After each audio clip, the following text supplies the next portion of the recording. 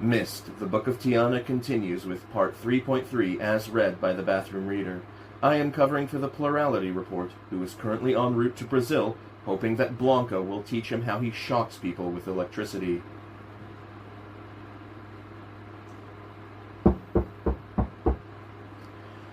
Veovis was ecstatic.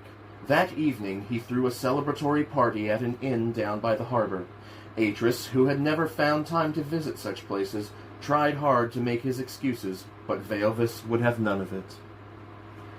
And so Atris found himself wedged into a corner of a huge dining room, packed with busy tables, while all about him a dozen young guildsmen, some familiar to him, others only faces, dipped their goblets into the great central vat that rested at the table's center, and drank to the young lord's success.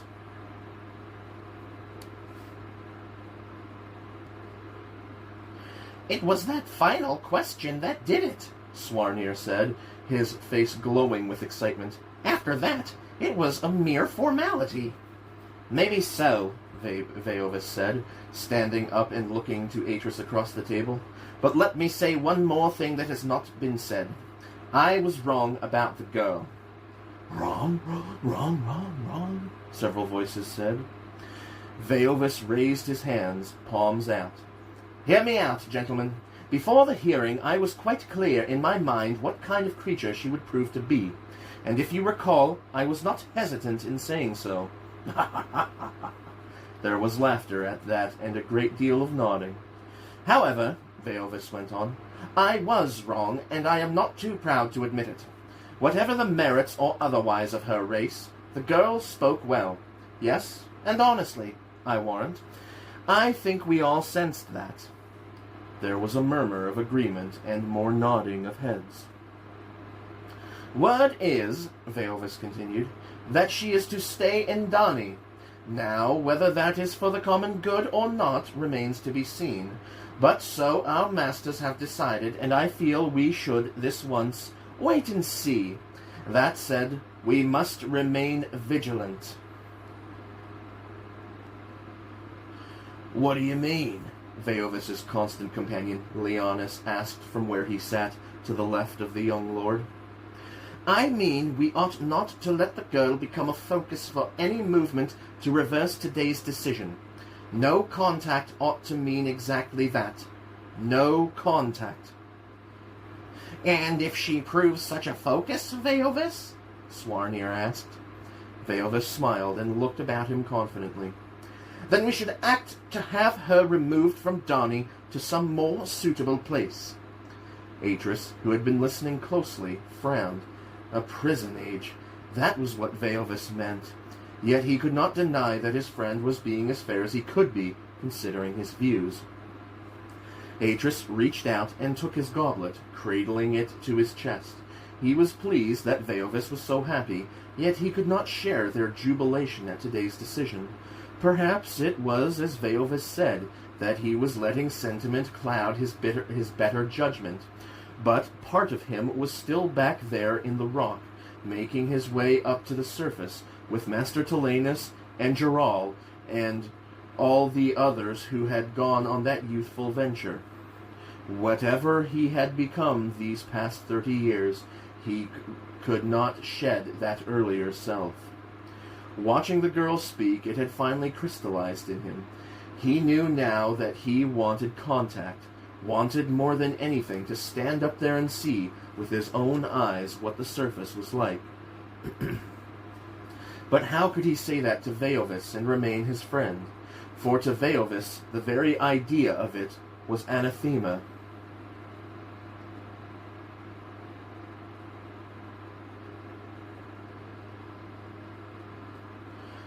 "Guildmaster Atris?" The voice cut through the general babble of voices at the table. Atris looked up, expecting it to be one of the young guildsmen, then saw, just behind Leonis, a cloaked guildsman from the Guild of Messengers. Silence fell around the table. Atris set down his goblet, then stood. "What is it?" he asked. "An urgent message, master," the messenger answered, drawing off one of his gloves, then taking a sealed letter from his tunic pocket. "I was told to ensure that you act upon its contents immediately."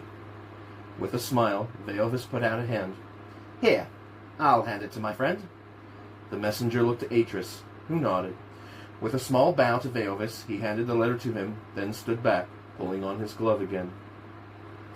Veovis turned back, then handed the letter across. "Urgent business, eh, old friend? That looks like Lord Ennia's seal." Atris stared at the envelope a moment. Veovis was right. It was Lord Ennia's seal. But when he opened it, the note was not from Lord Ennia, but from his father. He looked up. "Forgive me, Veovis, but I must leave at once." "Is there trouble?" Veovis asked, genuinely concerned. Atris swallowed. "It does not say." "Then go," Veovis said, signaling to the others about the table to make way. "Go at once, but let me know, all right, if there's anything I can do." Atris, squeezing past his fellow guildsman, gave a distracted nod. Then he was gone. Veovis sat, staring across the crowded room, his face briefly clouded. Then, looking back at the others about the table, he smiled and raised his goblet. "Tudani!" he exclaimed. A dozen voices answered him robustly. Tudani! Carlos stood in the entrance hall, pacing up and down, awaiting his son. It was midnight, and the city bell was sounding across the lake. As the last chime echoed into silence, he heard the outer gate creak back and hurried footsteps on the stone flags outside. A shadow fell across the colored glass of the door panels. Carlos stepped across and drew the bolt, pulling the door open. Atris stood there, wide-eyed and breathless. From the look of him, he had run the last half-mile. "What's happened?" he said, looking past his father. Carlos closed the door. "Come upstairs, Atris." They went up into his study. Closing the door quietly, Carlos turned to him. "I have been asked to look after the outsider for a time. Lord Ennia summoned me this evening and asked me if I would take the girl, Anna, into my household as a temporary measure until better arrangements can be made.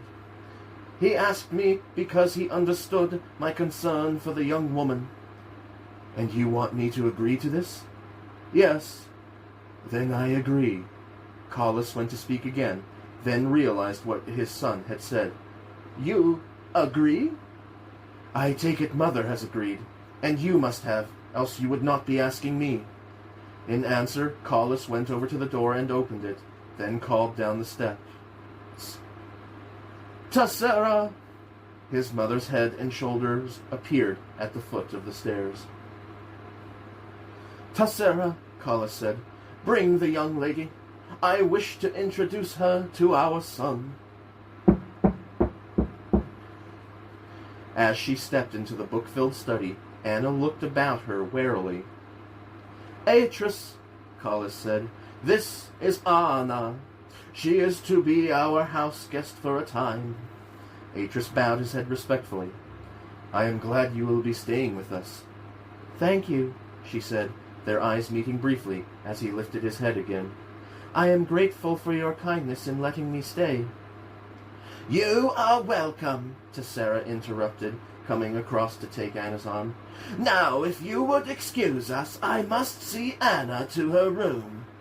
The brevity of the welcome surprised her, yet she turned and followed the woman out and down the corridor. "Here," Tessera said, opening a door and putting out an arm. "This will be your room." Anna stepped inside, surprised. Compared to the lodge, it was luxurious. Anna turned and bowed her head. "You are too kind, Tessera, much too kind." Atris was walking across the open space between the main guild house and the great library when Veovis stepped from a group of guildsmen and made to intercept him. It was more than a week since they had last met, in the inn beside the harbor. "Atris, did you get my note?" Atris stopped. "Your note? Yes, I must have been busy." Veovis smiled, putting out his hands to Atris, who took them in a firm grip. "So, what is she like?" "She seems polite, well-mannered." "Seems?" Atris found himself oddly defensive. "It is my impression." "Then you think she is genuine?" "Didn't you? I thought you said as much." Veovis smiled, diffusing the situation. "That was my impression, I grant you, but then I am not living with her day in, day out. If there are any cracks in that mask of hers, you would see them, no?" "If there were." "Oh, I am not saying that there are. It's just..." "Just what?" Just that we ought to be totally certain, don't you think?" For some reason, the idea of checking up on the girl offended Atris. "She seems unsettled," he said after a moment, wanting to give Veovis something. "Unsettled? How?" "Maybe it is just the strangeness of everything here. It must be hard to adapt to Donnie after living under an open sky." "Does she miss her home?" "I'm not sure. To be honest, I have not asked her." "What you really mean is that you have not spoken to her yet." "As I said, I have been busy, helping my father mainly." Veovis stared at Atris a moment, then reached out and held his arm. "You should take a break sometime, Atris, and when you do, come and visit me, on Kavir, and bring the girl." "That would be nice." "Soon, then," Veovis said, and without another word, he turned and walked away. Atris watched Veovis a moment, saw him return to the group he had left earlier, greeting them again at ease among them, then smiled to himself as he walked away. To be honest, he had dreaded meeting Veovis again, knowing how Veovis felt about the outsider. He had thought, perhaps, that his friend would be angry that the girl was staying with his family, but his fears, it seemed, had been illusory. His smile broadened as he hastened his pace, knowing he was late now for his meeting. Kavir. It would be nice to take the girl to see Kavir. The room was a workroom or lab of some kind. Anna hesitated, looking behind her at the empty corridor, then slipped inside, pulling the door closed. "You should not be in here, Anna," she told herself, yet that old familiar compulsion to explore was on her. Besides, she would not stay long, and she would not disturb anything. There was a long, stone-topped bench along the left-hand side of the room, a big low table in the middle, complete with sinks and gas taps.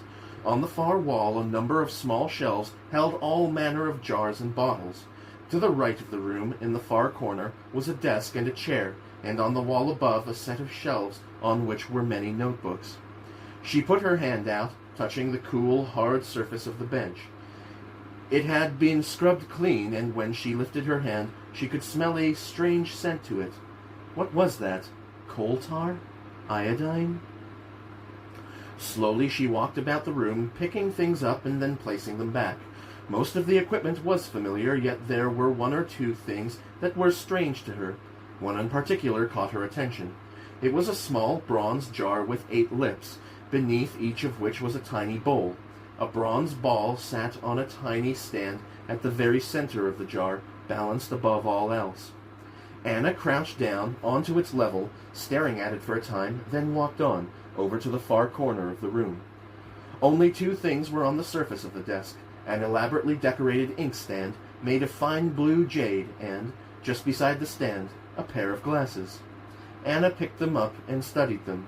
The lenses were thick and seemed to be constructed of several very fine layers that acted as light filters of some kind.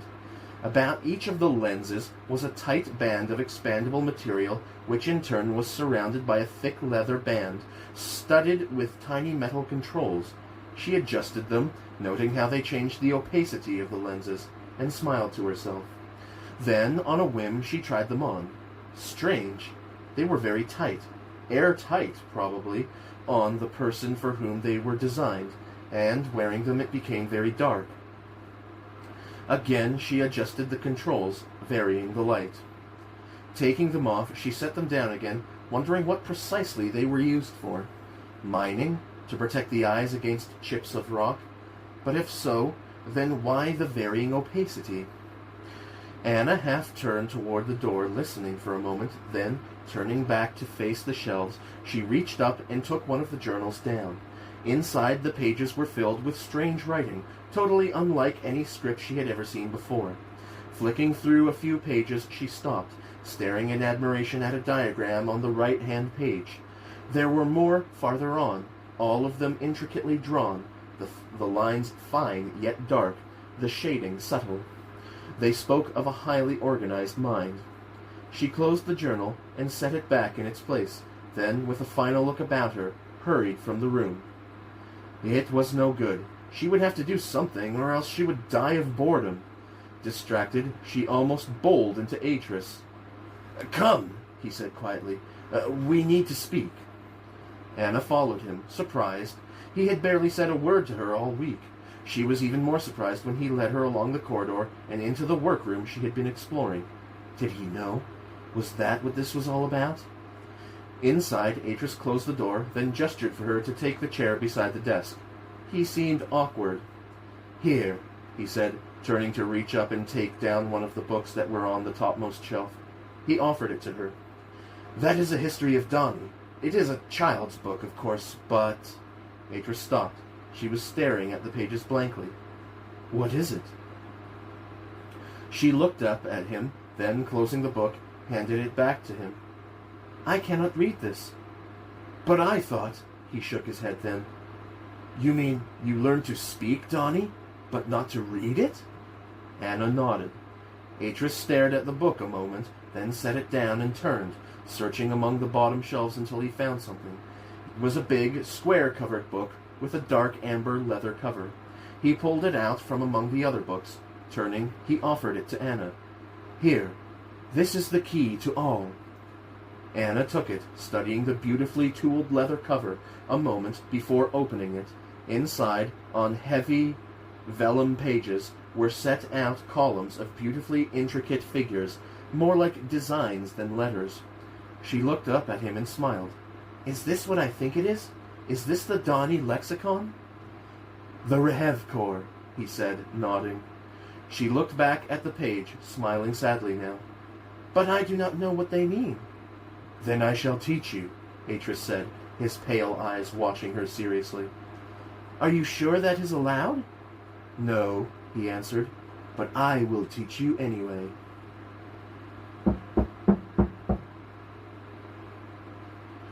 Anna sat at the prow of the boat as it approached the island. Atris just behind her, standing, his right hand resting lightly on the rail. "So that is Kavir," she said quietly. "I saw it once before, when they brought me from Irat." Atris nodded. "It has been their family home for many years." "I remember thinking how strange it was, like a great drill bit poking up from the bottom of the lake." He smiled at that. "So who is this Veovis?" "He is the son of Lord Rakeri, Grand Master of the Guild of Miners." "And he, too, is a miner?" "No, Veovis is a master of the Guild of Writers." "You have a guild of writers? Are they important?" "Oh, very much so. Perhaps the most important of all our guilds." "Writers?" He did not answer her. She looked back at him surprised. Slowly the island grew, dominating the view ahead of them. "Has Veovis many brothers and sisters?" "None. He is an only child." "Then why so huge a mansion?"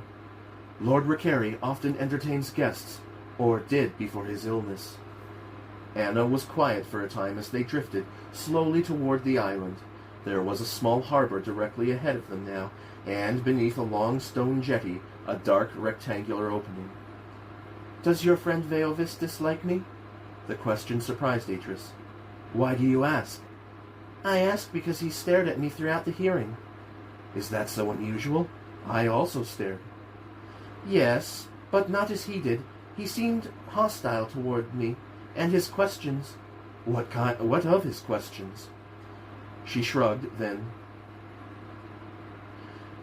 "Did he ask you to bring me?" "He invited you specifically." "I see." Yet she seemed strangely distant, and Atris, watching her, wondered what was going on in her head. He wanted Veovis and her to be friends. It would be so easy if they were friends, but as it was he felt awkward.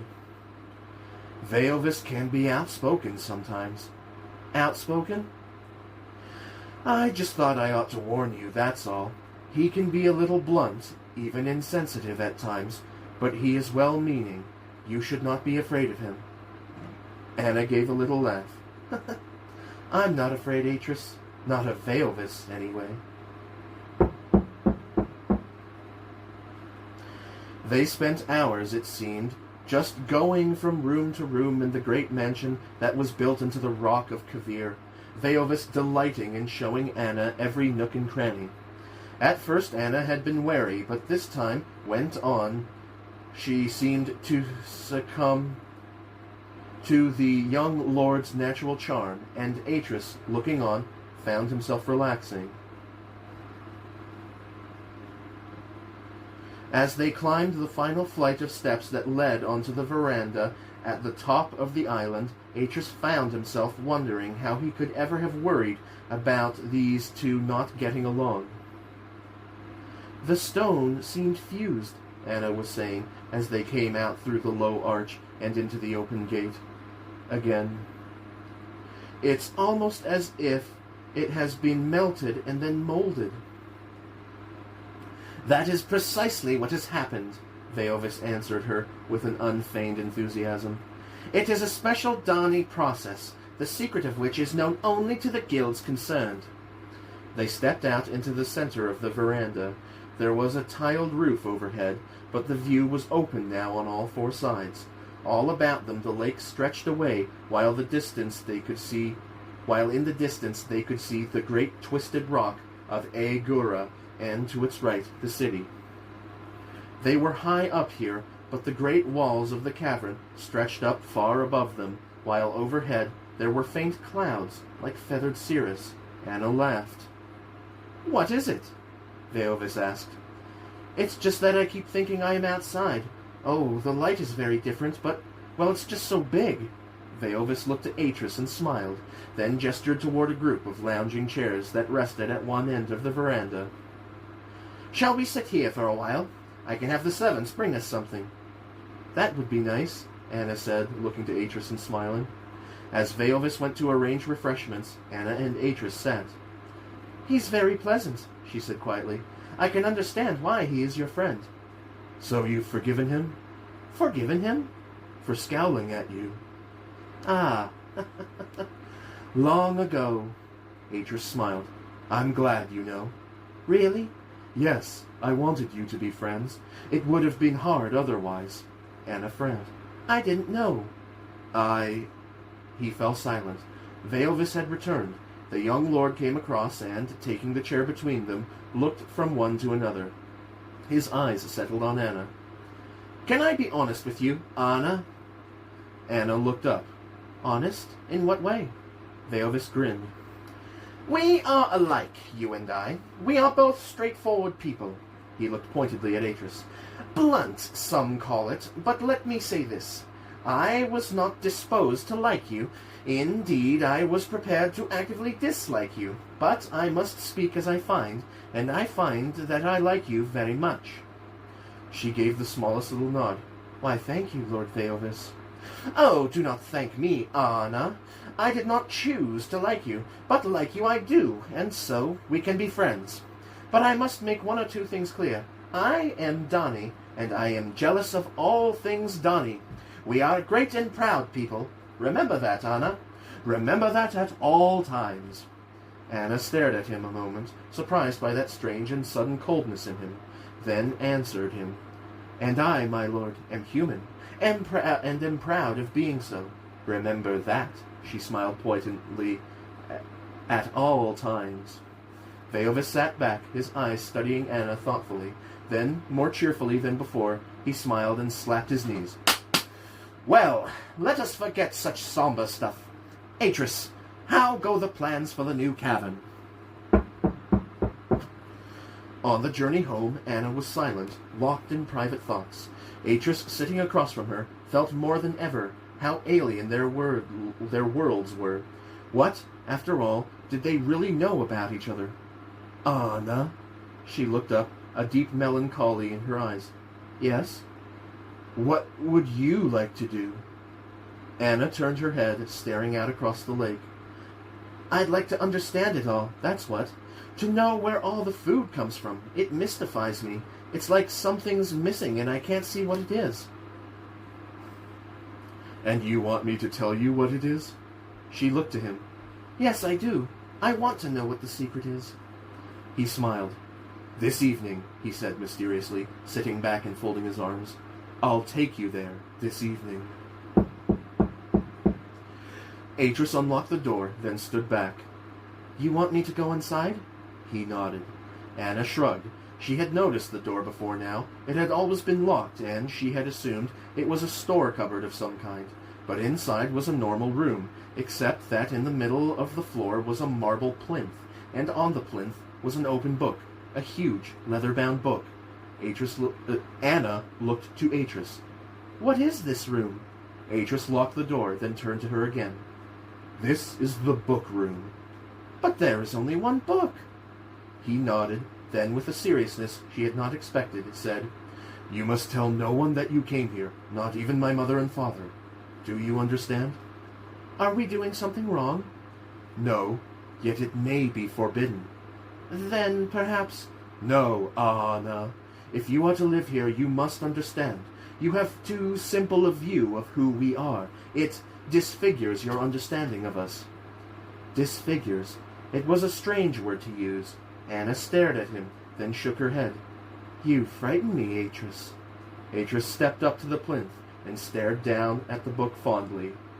Anna stepped alongside him, looking down at the open pages. The left-hand page was blank, but on the right... Anna gasped. It's like a window.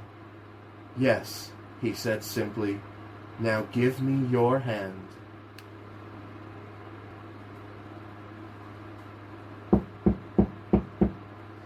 Anna felt the surface of her palm tingle. Then, with a sudden sickening lurch, she felt herself drawn into the page.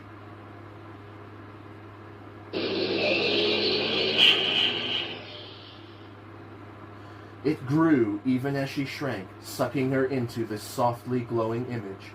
For a moment, it was as if she were melting, fusing with the ink and paper, and then, with a suddenness that was shocking, she was herself again, in her own body.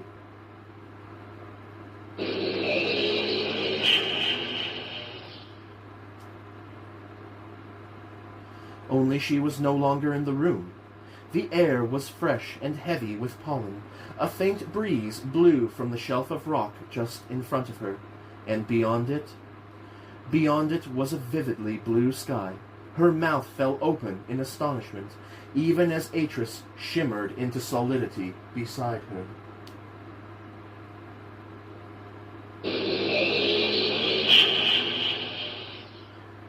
He put his hand out, holding her arm as a wave of giddiness swept over her. She would have fallen, but for him. Then it passed, and she looked at him again, her words an awed whisper. Where are we? Koa, he said. This is my family's age. Anna stood on the top of the escarpment, looking out over a rich, verdant landscape that took her breath away. It was so beautiful. Flat, rolling pasture was broken here and there by tiny coppices, while close by the foot of the hill on which she stood, a broad, slow-moving river wound its way out across the plain, small, grassy, mound-like islands embedded like soft green jewels in its sunlit surface. To her right, a line of mountains marched into the distance, birds circling in the clear blue sky above them. Sunlight beat down on her neck and shoulders, not the fierce, destructive heat of the desert, but a far softer, more pleasant warmth. Well, Atris asked, from where he sat, just behind her, staring out through the strange, heavy glasses that he now wore. What do you think of Koa? Anna turned, looking back at him. I think you have enchanted me. Either that, or I am still in bed, and am dreaming. Atris reached out and plucked a nearby flower, then handed it to her. She took the pale blue bud and lifted it to her nose, inhaling its rich, perfumed scent. Are your dreams as real as this? She laughed. No. Then more seriously, you said you would explain. Reaching into his pocket, Atris took out a small, leather-bound book. He stared at it a moment, then handed it to her. Is this another of those books? She asked, opening it and seeing that it contained Donnie writing. It is, but different from the one we used to come here. This book links back to Donnie. It is kept here, in the small cave we went to. The words in that book describe the place to which we link back, the study in my family's mansion in Donnie. It was written there. Without it, we would be trapped here. I see, she said, staring at the thin volume with new respect. But where exactly are we? Are we in the pages of a book, or are we actually somewhere? His smile was for her quickness. There is, perhaps, some way of calculating precisely where we are. By the nighttime stars, maybe, but all that can be said for certain is that we are elsewhere. In all likelihood, we are on the other side of the universe from Donnie. Impossible! You could say that, but look about you, Anna. This world is the age that is described in the book back in the room in Donnie. It conforms precisely to the details in that book. In an infinite universe, all things are possible, within physical limits, that is. And any book that can be written does physically exist, somewhere. The book is the bridge between the words and the physical actuality. Word and world are linked by the special properties of the book. It sounds to me like magic. Atris smiled. Maybe, but we have long since stopped thinking of it as such. Writing such books is a difficult task. One cannot simply write whatever comes into one's head. There are strict rules and guidelines, and the learning of those rules is a long and arduous business. Ah, she said, I understand now. Understand what? What you said about writers. I thought... Anna laughed. You know, Atris, I would never have guessed, never in 1,000 years. I thought you, Donnie, were a dour, inward-looking people. But this, well, you are true visionaries. Atris laughed. Why, the great cavern in Donnie is like a giant skull, filled with busy thoughts, and these books, well, they are like the dreams and visions that come from such intense mental activity. Atris stared at her a moment, then shook his head. You are amazing, Anna. Why, I have lived in Donnie more than 50 years, and never once have I thought of such a thing. Different eyes, she said, looking pointedly at him. That's all it is. Sometimes it takes a total stranger to see the obvious. Perhaps so. But tell me, Atris, you spoke of the book's special properties. What exactly did you mean? He looked away. Forgive me, Anna, but perhaps I have already said too much. Such things are great secrets, grave and greatly guarded secrets, known only to the guilds. Like the Guild of Ink-makers? Atris glanced at her, then smiled. Yes, and the Guild of Books who manufacture the paper, and of course the Guild of Writers. And the writing in the books, is it different from the writing you have been teaching me? Yes. For a moment Anna stared at the book in her hands. Then, closing it up, she handed it back to him. She turned, looking about her once again, savoring the feel of the cool and gentle breeze on her arms and neck.